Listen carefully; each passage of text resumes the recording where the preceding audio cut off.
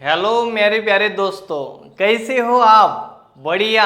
तो आज के लेक्चर में हम देखने वाले हैं सॉल्यूशंस के एमसीक्यूज, जो कि सीईटी में भी आपको काम में आएंगे, जेडब्ल्यू और नेट के एग्जाम में भी काम में आएंगे।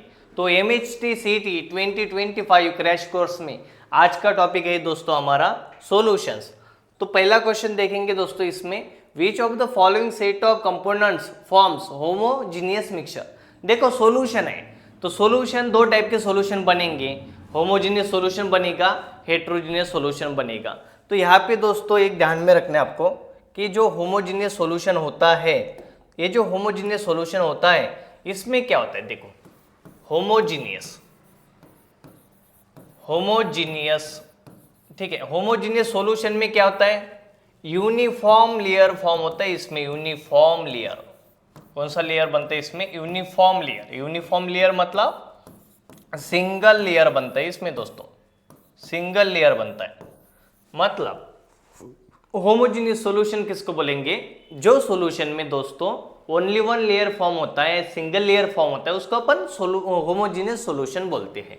तो सॉल्यूशन होमोजीनियस सॉल्यूशन कौन सा होगा दोस्तों, फॉर एग्जांपल हमने एक बीकर लिया और ये बीकर में दोस्तों हमने क्या लिया, वाटर लिया बीकर में, ठीक है। और इसमें थोड़ा सा क्या कर दिया हमने, इसमें थोड़ा सा NaCl डाल दिया, नमक डाल दिया। इसमें आधा बीकर पानी लिया, उसमें थोड़ा हमने NaCl डाल दिया, ऐड कर दिया और उसको स्टरर किया हमने, शेक किया। तो शेक करने के बाद क्या होगा दोस्तों, NaCl का एक लेयर फॉर्म होगा। मतलब उसमें मीट कहाँ पे है और पानी कहाँ पे है, मतलब नमक कहाँ पे है और पानी कहाँ पे, ये हमें क्लियर नहीं होगा। तो जिस सॉल्यूशन में ओनली वन लेयर फॉर्म होता है, सिंगल लेयर फॉर्म होता है, that is known as a homogeneous solution. तो सॉल्यूशन में क्या होता है दोस्तों, तो सॉल्यूशन मतलब क्या होता है, सिंपल। तो सॉल्यूशन मतलब होता है मेरे प्यारे दोस्तों, सॉल्यूशन मतलब होता है सोल्यूट प्लस सॉल्वेंट। सॉल्यूशन मतलब क्या होता है दोस्तों, solute plus solvent is equal to solution. ये जो सोल्यूट होता है दोस्तों ये स्मॉल होता है, इसका अमाउंट कैसा होता है, छोटा अमाउंट होता है, स्मॉल अमाउंट में होता है। और ये जो सॉल्वेंट होता है ये इसका अमाउंट दोस्तों लार्ज अमाउंट होता है। तो यहाँ पे पूछा है विच of the following set of components form homogeneous mixture. तो होमोजीनियस मिक्सचर कौन फॉर्म करेगा, तो यहाँ पे सिल्वर क्लोराइड है, तो सिल्वर क्लोराइड ये सॉलिड रहेगा, ये लिक्विड रहेगा। यहाँ पे शुगर, ये क्या है, शुगर सॉलिड है, बेंजीन लिक्विड है। तो यहाँ पे ये करेक्ट आंसर जो होगा दोस्तों इथेनॉल प्लस वाटर। मतलब हमने क्या किया, हमने आधा बीकर वाटर लिया और उसमें हमने इथेनॉल डाल दिया, इथिल अल्कोहल डाल दिया, मतलब इथेनॉल डाला। तो इथेनॉल डालने के बाद आधा गिलास पानी लिया, उसमें हमने इथेनॉल डाल दिया, तो उसका एक लेयर फॉर्म होगा।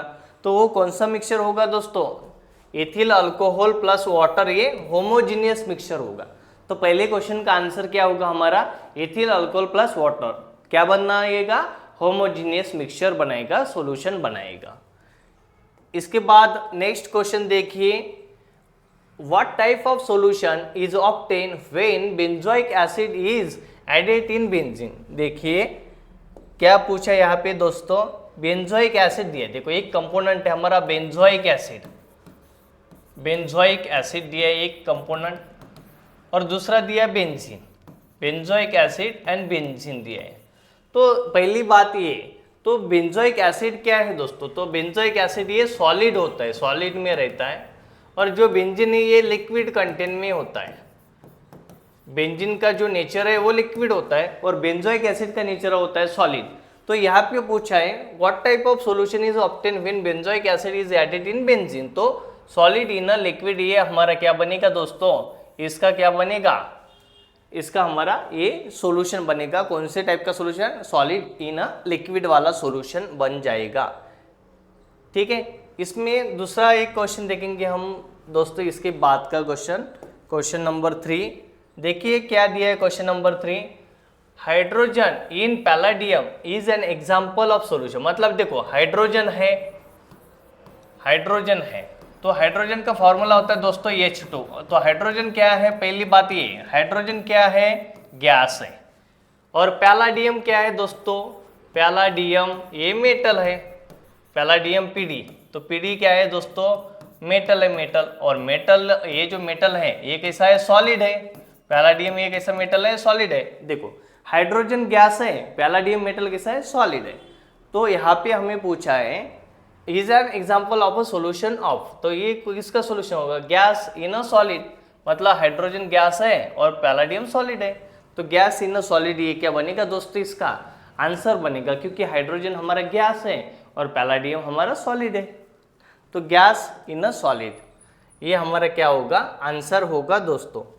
इसके बाद नेक्स्ट क्वेश्चन देखेंगे, question number 4, what type of solution is a sea water, मतलब जो समंदर का पानी होता है, what type of solution is a sea water, मतलब जो समंदर का पानी होता है सी वाटर, वो कौन से टाइप का सॉल्यूशन रहेगा।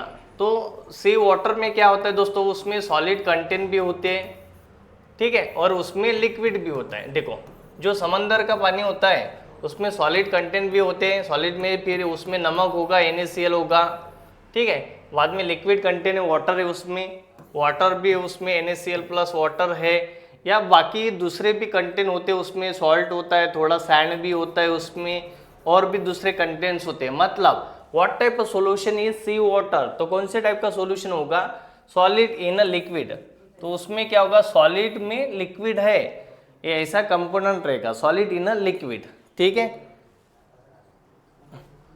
उसके बाद नेक्स्ट क्वेश्चन देखेंगे, नेक्स्ट क्वेश्चन है हमारा दोस्तों यहाँ पर, Henrys law is a relation between, मतलब हेनरी लॉ में क्या देखते हैं हम, हेनरीज लॉ, कौन सा लॉ है, हेनरीज लॉ। तो देखो दोस्तों जो हेनरीज लॉ है, हेनरीज लॉ, तो ये जो हेनरीज लॉ है इसमें क्या होता है, solubility is directly proportional to pressure होता है। हेनरीज लॉ में क्या होता है, हेनरीज लॉ में दोस्तों solubility is directly proportional to pressure होता है of gas, solubility of gas is directly proportional to the pressure of the gas. तो देखो यहाँ पे Henry's law is a relation between temperature and pressure, pressure and solubility, तो pressure and solubility ये क्या होगा दोस्तों, हमारा करेक्ट आंसर होगा। तो सोलबिलिटी में एक ध्यान में रखना है, हेनरीज लॉ में आपको ध्यान में रखना है, सोलबिलिटी, सोलबिलिटी डायरेक्टली प्रोपोर्शनल क्या होता है, प्रेशर होता है, प्रेशर डायरेक्टली प्रोपोर्शनल क्या होता है, प्रेशर। इसका एक और भी इक्वेशन आता है वो ध्यान में रखना है, KH इंटू पी, ये जो KH है ये हेनरीज कांस्टेंट बनेगा, ये क्या बनेगा, हेनरीज कांस्टेंट बनेगा, ये भी आपको एग्जाम के लिए रिमाइंड करके रखना है। हेनरीज लॉ क्या बोलता है, solubility of a gas is directly proportional to the pressure of the gas, मतलब in short solubility is directly proportional pressure, कौन बताता है, हेनरीज लॉ, ठीक है। तो हेनरीज लॉ के अकॉर्डिंग प्रेशर और सोलबिलिटी का रिलेशन रहेगा। इसके बाद नेक्स्ट क्वेश्चन देखिए दोस्तों, नेक्स्ट क्वेश्चन है हमारा क्वेश्चन नंबर 6। देखो नेक्स्ट क्वेश्चन, क्वेश्चन नंबर 6 क्या दिया है, solubility of a gas in liquid increases with, solubility of a gas in liquid increases with, मतलब गैस का जो सोलबिलिटी है लिक्विड में वो बढ़ रहा है, किसके साथ रिलेशन रहेगा, decreasing pressure and decreasing temperature, ये डिक्रीज तो नहीं होने वाला है, decreasing pressure and increasing temperature ये भी नहीं होने वाला, क्योंकि प्रेशर डिक्रीज नहीं होने वाला, क्योंकि गैस लिक्विड में इंक्रीज हो रहा है, तो increasing pressure and decreasing temperature, तो ये रिलेशन रहेगा दोस्तों, ये रिलेशन रहेगा उसका, increasing pressure and decreasing temperature. तो एक बात ध्यान में रखना है, solubility of gas in liquid increases with increasing pressure and decreasing temperature, मतलब प्रेशर उसको हाई चाहिए, टेम्परेचर कम चाहिए, increasing pressure and decreasing temperature. तो solubility of gas in liquid increasing pressure and decreasing temperature, ऐसा रिलेशन रहेगा उसका। इसके बाद नेक्स्ट क्वेश्चन देखिए, नेक्स्ट क्वेश्चन दिए हमें सोलबिलिटी के बेस पर question next, which of the following salts the solubility increases appreciably with increasing temperature, मतलब इसमें से जो कौन सा ऑप्शन रहेगा उसकी सोलबिलिटी बढ़ेगी विथ इंक्रीज टेम्परेचर, जैसे टेम्परेचर बढ़ेगा मतलब सोलबिलिटी बढ़ेगी तो टेम्परेचर भी बढ़ेगा, टेम्परेचर भी बढ़ेगा, ऐसा कौन है, तो इसमें से कौन है, KBr है, NaBr है, NaCl है, KCl है, तो इसका करेक्ट आंसर होता है KBr। तो KBr जो है, KBr का इसका क्या होगा दोस्तों, सोलबिलिटी बढ़ेगा, इसका सोलबिलिटी भी इंक्रीज होता है, सोलबिलिटी इंक्रीजेस, इसका सोलबिलिटी इंक्रीज होता है with temperature, with temperature increases, ये ध्यान में रखना है।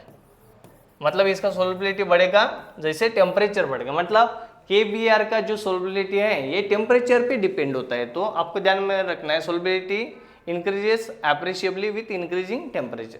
तो एप्रिशिएबली मतलब थोड़े कम अमाउंट में उसका सोलबिलिटी बढ़ेगा। ठीक है, इसके बाद नेक्स्ट क्वेश्चन देखेंगे हम, question number 8, which of the following properties is not a colligative properties. मतलब हमें ऑप्शंस दिए दोस्तों, इसमें से कोलिगेटिव प्रॉपर्टीज कौन सा नहीं है। विच of the following properties not a colligative property, not बोला है, नॉट कोलिगेटिव प्रॉपर्टी, नॉट बोला है, मतलब इसमें से कोलिगेटिव प्रॉपर्टी कौन सा नहीं है।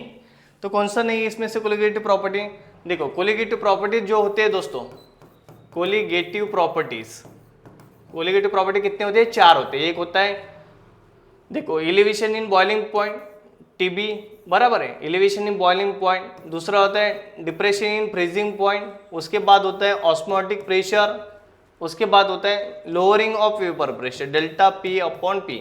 तो ये जो दोस्तों, तो एलिवेशन ऑफ बॉइलिंग पॉइंट ये भी होगा, ऑस्मोटिक प्रेशर ये भी होगा, डिप्रेशन इन फ्रीजिंग पॉइंट ये भी होगा, ये नहीं है, देखो जो नहीं है वही उसका आंसर पूछा, मतलब कौन सा नहीं है। तो वेपर प्रेशर ऑफ सॉल्वेंट ये कोलिगेटिव प्रॉपर्टी नहीं है, तो relative lowering of vapour pressure अगर होता तो वो होता था, लेकिन यहाँ पे कौन सा दिया है दोस्तों, वेपर प्रेशर ऑफ सॉल्वेंट, तो ये कोलिगेटिव प्रॉपर्टी नहीं होगा। तो कोलिगेटिव प्रॉपर्टी कितने 4 है, तो पहला है relative lowering of vapour pressure, दूसरा है दोस्तों elevation of in boiling point, तीसरा है डिफ्रेशन इन फ्रीजिंग पॉइंट, चौथा है ऑस्मोटिक प्रेशर। ये टोटल कितने 4 कोलिगेटिव प्रॉपर्टीज है, ये आपको रिमाइंड करके रखना है एग्जाम के लिए, और उनके सिंबल्स, उनके फॉर्मूलेस भी आपको रिमाइंड करके रखने हैं। ठीक है, और पढ़ाई का कैसे करनी, एक दिन में एक चैप्टर करो दोस्तों, केमिस्ट्री का एक चैप्टर करो, 2 घंटे टाइम दो केमिस्ट्री के लिए, 2 घंटे फिजिक्स के लिए, और बाकी टाइम्स आपको मैथ्स नहीं तो बायो के लिए। तो डेली आपको क्या करना है, एक चैप्टर केमिस्ट्री का करना है, तो 15 दिन में कम से कम 15 चैप्टर आपके हो जाएंगे। इसके बाद नेक्स्ट क्वेश्चन देखेंगे दोस्तों, नेक्स्ट क्वेश्चन इसमें देखो, for which among the following equimolar aqueous solution went of factor has the lowest value. मतलब इसमें से वेंट ऑफ फैक्टर जो है, वेंट ऑफ फैक्टर कौन सा फैक्टर है, देखो वेंट ऑफ फैक्टर, ये जो वेंट ऑफ फैक्टर होता है, तो ये इसको डिनोट किया जाता है स्मॉल आई से डिनोट किया जाता है। इजिकल टू क्या होता है, इजिकल टू क्या होता है, number of solubility particles, number of soluble particles upon उसका क्या होता है, टोटल अमाउंट, उसका टोटल अमाउंट सोलबिलिटी होता है। ऐसा एक फॉर्मूला आपको क्या करना है, इसको स्पेसिफिक फॉर्मूला आपको इसका रिकॉल करने हैं दोस्तों, किसका, वेंट ऑफ फैक्टर का। वेंट ऑफ फैक्टर क्या है, फिर वेंट ऑफ फैक्टर डिनोट किया जाता है स्मॉल आई से, तो वो आपको देखना है। ऑब्जर्व प्रॉपर्टी मतलब number of calculated properties upon observe properties, कौन से वो आपको दिखना है। तो वेंट ऑफ फैक्टर है, तो यहाँ पे पूछा है went of factor has the lowest value, मतलब किसका, वेंट ऑफ फैक्टर का मतलब आई का वैल्यू लो रहेगा, लो वैल्यू पूछा है इसका, लो वैल्यू, किसका लो वैल्यू रहेगा ऐसा पूछा है। तो इसमें किसका वेंट ऑफ फैक्टर लो आता है, तो ये जो यूरिया है दोस्तों, ये जो यूरिया है, तो यूरिया जो है, यूरिया का वेंट ऑफ फैक्टर जो होता है, ये आई जो होता है ये लो होता है, लो वेंट ऑफ फैक्टर यूरिया का क्या होता है, उसका वैल्यू कम होता है। इसके बाद नेक्स्ट क्वेश्चन देखेंगे दोस्तों, Which of the following solute dissolve in water having same concentration exhibit highest value of colligative properties? देखिए इसमें which of the following solute dissolve in water, कौन सा ऐसा सोल्यूट है वो डिजोल्व हो रहा है, having same concentration exhibit highest value of colligative property, और जो कि सेम कॉन्सेंट्रेशन सेम है, जब वो वाटर में डिजोल्व होगा उसका कॉन्सेंट्रेशन सेम है, और एग्जिबिट करेगा highest value of colligative properties. और कोलिगेटिव प्रॉपर्टीज की वैल्यू कैसे एग्जिबिट करेगा, हाईएस्ट। तो वो कौन सा है आपको यहाँ इसमें बताना है, कौन सा है, सुक्रोज है, ग्लूकोज है, यूरिया है, NaCl। तो NaCl ये जो है दोस्तों, ये NaCl क्या करता है, हाईएस्ट कोलिगेटिव प्रॉपर्टी दिखाता है। कौन, NaCl। NaCl क्या करता है, हाईएस्ट क्या दिखाता है, हाईएस्ट वैल्यू दिखाता है, value of colligative properties, colligative properties.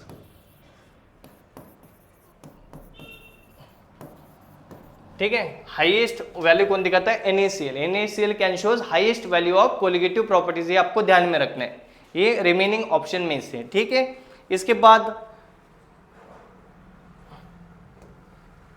ठीक है, इसके बाद देखो दोस्तों, इसके बाद आपको क्या क्या ध्यान में रखना है, इसके बाद आपको ध्यान में रखना है, क्या क्या ध्यान में रखना है, for example isotonic solution, hypertonic solution, उसके बाद सोलबिलिटी के और भी क्वेश्चंस करके रखो। देखो उसके बाद आइसोटोनिक सॉल्यूशन, आइसोटोनिक सॉल्यूशन। तो आइसोटोनिक सॉल्यूशन मतलब क्या होता है दोस्तों, सेम ऑस्मोटिक प्रेशर, सेम क्या होता है उसका, ऑस्मोटिक प्रेशर होता है। जो आइसोटोनिक सॉल्यूशन होते हैं, दो आइसोटोनिक सॉल्यूशन का क्या होता है फिर, सेम ऑस्मोटिक प्रेशर। जिस दो सॉल्यूशन का सेम ऑस्मोटिक प्रेशर होगा उसको बोलेंगे हम आइसोटोनिक सॉल्यूशन। बाद में होता है दोस्तों हाइपरटोनिक सॉल्यूशन, दूसरा क्वांटिटी होता है, सेकेंड डेफिनेशन आपको पूछा जाएगा हाइपरटोनिक सॉल्यूशन। हाइपरटोनिक सॉल्यूशन में क्या आता है, one solution contain high osmotic pressure. जो वन सॉल्यूशन रहेगा, वन सॉल्यूशन हैविंग और contain, one solution contain high osmotic pressure, high osmotic pressure, देखो हाइपरटोनिक में क्या होता है, एक सॉल्यूशन का हाई ऑस्मोटिक प्रेशर रहेगा देन अदर सॉल्यूशन। उसके बाद तीसरा होता है दोस्तों, तीसरा क्या होता है, हाइपोटोनिक, हाइपोटोनिक सॉल्यूशन। हाइपोटोनिक में ध्यान में रखना है आपको, लो ऑस्मोटिक प्रेशर रहेगा, लो क्या रहेगा उसका, ऑस्मोटिक प्रेशर रहेगा। एक सॉल्यूशन का क्या रहेगा, लो ऑस्मोटिक प्रेशर, एक सॉल्यूशन का प्रेशर कैसे रहेगा, लो रहेगा। एक बात ध्यान में रखना है, आइसोटोनिक मतलब दोनों सॉल्यूशन का हाई ऑस्मोटिक प्रेशर, बाद में आपको same osmotic pressure, sorry, isotonic मतलब दोनों सॉल्यूशन का सेम ऑस्मोटिक प्रेशर। हाइपोटोनिक मतलब एक सॉल्यूशन का ऑस्मोटिक प्रेशर जो रहेगा वो हाई रहेगा as compare to other solution. Hypotonic solution में क्या होता है, एक सॉल्यूशन का दोस्तों क्या रहेगा, एक सॉल्यूशन का ऑस्मोटिक प्रेशर लो रहेगा as compare to other solution, तो ये रहेगा हाइपोटोनिक सॉल्यूशन। और क्या क्या ध्यान में रखना है आपको, वेंटो फैक्टर का फॉर्मूला करके रखना है, मोलैलिटी का फॉर्मूला करके रखना है, नॉर्मेलिटी का फॉर्मूला करके रखना है, उनके जो जो क्वेश्चंस है वो आपको करके रखने हैं दोस्तों। ठीक है, इसके बाद राउल्ट्स लॉ आपको बढ़िया करके रखना है, हेनरीज लॉ भी बढ़िया करके रखना है आपको। और कोलिगेटिव प्रॉपर्टीज के जो जो कांस्टेंट है, जैसे कि यूबुलियोस्कोपिक कांस्टेंट, उसको बोला जाता है डेल्टा टीबी, ठीक है, डेल्टा टीबी, और उसको शॉर्टकट में केबी भी बोला जाता है, बराबर है, डेल्टा टीबी। तो ये मतलब एलिवेशन इन बॉइलिंग पॉइंट में होता है। क्रायोस्कोपिक ईबुलियोस्कोपिक कांस्टेंट, उसका फॉर्मूला क्या होता है, केबी। केबी का क्या होता है, ईबुलियोस्कोपिक कांस्टेंट होता है, ये होता है ईबुलियोस्कोपिक कांस्टेंट, स्कोपिक कांस्टेंट, ईबुलियोस्कोपिक कांस्टेंट होता है केबी कांस्टेंट। और ये कैसे डिफाइन किया जाता है, delta Tb is equal to Kb into small m होता है। ये देखो मतलब जो एलिवेशन इन बॉइलिंग पॉइंट है, एलिवेशन इन बॉइलिंग पॉइंट से ये आता है उसका कांस्टेंट केबी। तो केबी क्या है, ईबुलियोस्कोपिक कांस्टेंट है। इसके बाद दोस्तों, इसके बाद आपको क्या ध्यान में रखना है, ठीक है, इसके बाद आपको ध्यान में रखना है ईबुलियोस्कोपिक कांस्टेंट कौन सा है, केबी। और क्रायोस्कोपिक कांस्टेंट कौन सा होता है, क्रायोस्कोपिक कांस्टेंट होता है दोस्तों केएफ। बाद में देखो इसमें, इसके बाद है क्रायोस्कोपिक कांस्टेंट, क्रायोस्कोपिक कांस्टेंट। तो क्रायोस्कोपिक कांस्टेंट का भी फॉर्मूला करके जाना, cryoscopic constant is equal to होता है delta T F is equal to K F into molality small M. तो इसमें जो के एफ होता है दोस्तों, के एफ, तो ये के एफ क्या होता है, क्रायोस्कोपिक कांस्टेंट होता है। के एफ क्या होता है दोस्तों, तो इसमें KF क्या होता है, क्रायोस्कोपिक कांस्टेंट। KB अगर रहा तो इबुलियोस्कोपिक कांस्टेंट, KF अगर रहा तो क्रायोस्कोपिक कांस्टेंट। तो ऐसे कांस्टेंट भी करके जाना है आपको, यूनिट भी करके जाना है।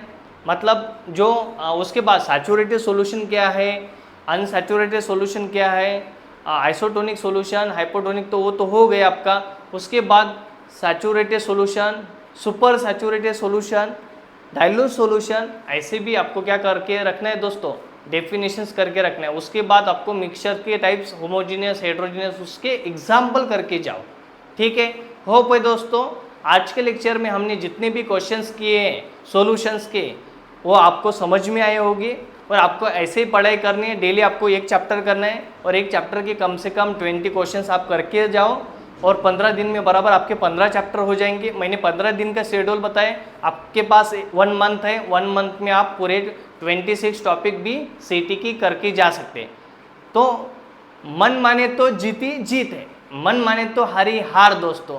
तो ये लेक्चर आपको पसंद आया होगा दोस्तों, तो क्या करना है, लाइक करना है, शेयर करना है एंड सब्सक्राइब करना है। And thank you watching my lecture.